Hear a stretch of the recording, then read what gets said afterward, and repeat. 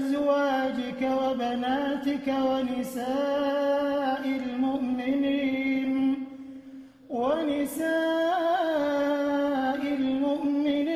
يدنين عليهن من جلابيبهن ذلك أدنى أن يعرفن فلا يؤذين.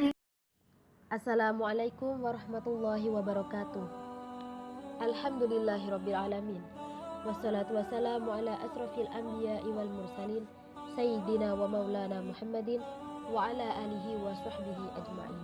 Amma ba'du. Rasulullah Shallallahu Alaihi Wasallam bersabda, ada dua golongan dari penduduk neraka yang belum pernah aku lihat. Yang pertama, suatu kaum yang memiliki cambuk seperti ekor sapi untuk memukul manusia. Dan yang kedua, para wanita yang berpakaian tapi telanjang, berpaling dari ketaatan dan mengajak lainnya untuk mengikuti mereka. Kepala mereka seperti punuk unta yang miring. Wanita seperti itu tidak akan masuk surga dan tidak akan mencium baunya, walaupun baunya tercium selama perjalanan sekian dan sekian. Ada sebuah kisah. Di zaman dulu, zaman Rasulullah, istri Rasul keluar, sempat diganggu oleh orang Quraisy. Padahal mereka hanya mengganggu hamba sahaya saja, sehingga untuk membedakan wanita-wanita mulia dengan hamba sahaya adalah dengan menutup aurat. Membicarakan mengenai sami'na wa ata'na, Aisyah radhiyallahu anha mengatakan bahwa aku melihat orang-orang, wanita-wanita muhajirin, orang-orang Quraisy, orang-orang Mekah itu adalah wanita-wanita yang baik, tapi aku tidak pernah melihat orang yang lebih baik selain dari wanita Ansor. Wanita Ansor ketika mendapatkan perintah di surat An-Nur 31 untuk berhijab, para lelaki, para suami memerintahkan istri anak perempuan mereka untuk berkerudung. Seketika itu juga mereka mengambil korden-korden mereka dan mereka bungkus kepala mereka untuk menutupi aurat mereka, sehingga dikatakan seperti burung-burung gagak.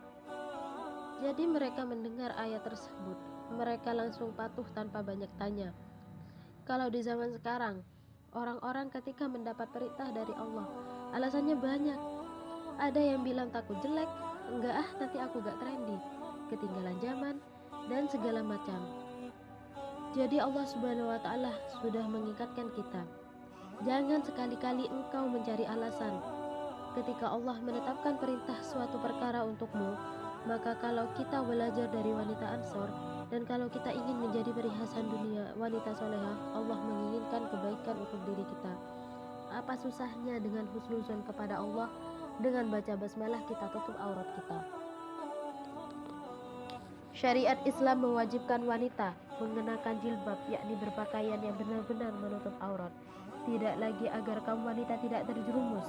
Dengan pakaian yang sesuai dengan kaidah Islam itu setidaknya akan melindungi pemakainya dari godaan setan yang jelalatan di jalanan.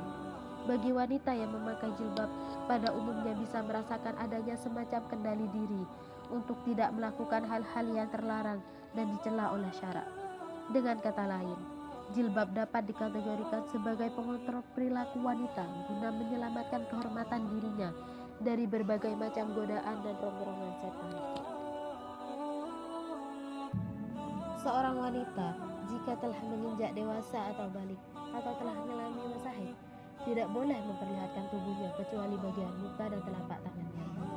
Dengan demikian, diwajibkan memakai busana muslimah dalam Islam berfungsi sebagai penutup aurat. Dengan kata lain, seorang wanita muslimah yang menjaga cara berpakaian dan penampilannya berarti ia telah menutup auratnya dengan sempurna dan menjaga kehormatannya dalam kehidupan berumah tangga. Seorang istri yang senantiasa menjaga kehormatannya lantaran demi mentaati perintah Allah dan Rasulnya serta berbakti kepada suaminya, maka ia akan diganjar oleh Allah dengan dimasukkannya ke dalam surga dengan sesuka hatinya lewat pintu yang mana ia sukai. Seperti sabda Rasulullah Shallallahu Alaihi Wasallam, apabila perempuan atau wanita telah menunaikan sholat 5 waktunya, telah berpuasa Ramadan, telah menjaga fajrinya dan telah mentaati suaminya, niscaya ia akan masuk surga. Dan dikatakan kepada si wanita itu, masuklah ke dalam surga dari mana saja pintu-pintu yang kamu kehendaki. Saudaraku, kita telah masuk suatu zaman di mana sebagian besar umat Islam telah kehilangan kepribadian Islamnya, karena jiwa mereka telah terisi oleh jenis kepribadian umat lain. Mereka kehilangan gaya hidup yang Islami karena telah mengadopsi gaya hidup jenis lain. Kiranya tak ada kehilangan yang patut ditangisi selain dari kehilangan kepribadian dan gaya hidup Islami. Sebab, apalah artinya mengaku sebagian orang Islam kalau gaya hidup tak lagi Islami, malah seperti seorang kafir. Inilah bencana kepribadian yang paling besar. Man tasyabbaha biqaumin fahuwa minhum. Barang siapa menyerupai suatu kaum, maka ia termasuk golongan mereka. Wahai kaum muslimah yang dimuliakan Allah, seharusnya kita malu akan aurat kita yang terlihat oleh orang-orang yang tidak halal bagi kita. Berilah definisi bahwa aurat itu adalah bagian-bagian yang bila tersingkap atau terbuka akan timbul rasa malu bagi pemiliknya. Janganlah malu menggunakan hijab di era ini, karena dengan begitulah seorang wanita terjaga kehormatannya.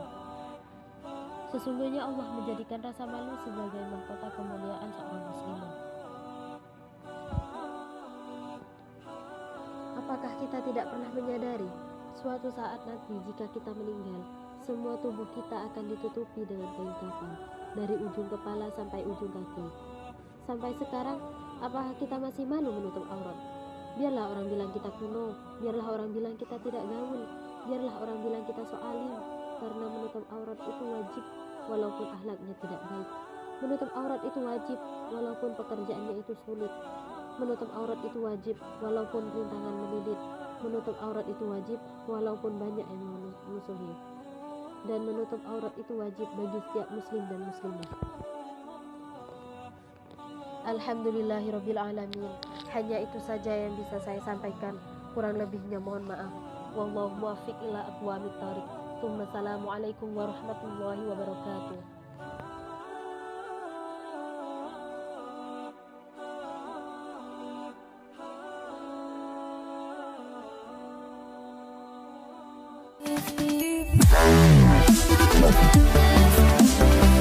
Wow.